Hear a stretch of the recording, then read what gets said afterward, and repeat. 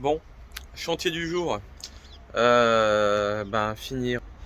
Donc j'ai enlevé les plaques et puis on va faire peuter le béton et on va reboucher le trou avant l'hiver, comme ça il n'y aura pas trop de pluie qui va couler dedans. Première étape déjà, donc j'ai enlevé le décor. Ça va être de tasser la terre et puis enlever un petit peu le surplus pour pouvoir daller au-dessus. Voilà, c'est dégarni, tassé. Alors l'idée étant de dégarnir un petit peu plus que ce qu'il faut et de faire un premier béton un peu liquide pour qu'il vienne s'inciner un petit peu en dessous là, partout. Parce qu'il y a des trous qui se sont un peu reformés en dessous et que j'aurai du mal à boucher autrement. Voilà le premier béton qui a une texture assez liquide, c'est ce que je voulais pour qu'il puisse être coulé à côté. Le premier sac est en place. Maintenant, il faut aller chercher un second sac. Et puis cette fois, on mettra le produit là qui permet de rendre le béton étanche. Et ça, c'est de la fibre. Tu vois, la fibre, en fait, ça permet de faire... comment je veux dire, ça limite la fissuration. On n'en est pas à du ferraillage, mais c'est pas mal. Et vu qu'ici, il n'y aura que à marcher dessus, ça suffira. Deuxième tour, donc un sac de 25 kg de ciment. Attends, je vais essayer de pas en foutre partout et ça c'est pas gagné. 3 litres et demi d'eau. Hop.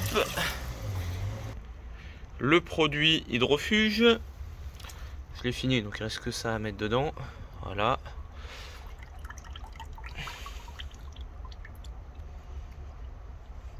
Et après tu touilles.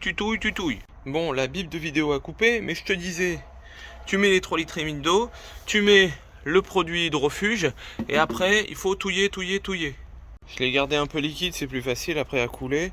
Et donc maintenant, tu viens, une fois que tu as mélangé, tu viens mettre les petites fibres. Oh, les petites fibres, c'est joli. Attends, je vais pas faire tomber mon gant dedans. Hop, non, pousse-toi le chien. Non, dégage, Taz. Voilà, il faut encore touille. Une fois que tu as bien mélangé, je sais pas si ça va pas couper au départ, les fibres elles sont bien prises dedans, tu vois.